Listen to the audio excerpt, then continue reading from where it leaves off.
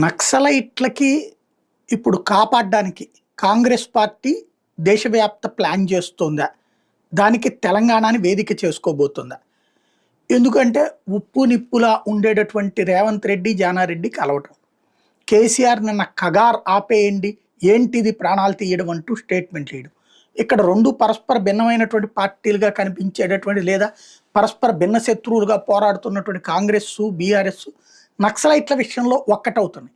నక్సలైట్లని కాపాడేటందుకోసం ఇప్పుడు అడుగులు వేస్తున్నారు.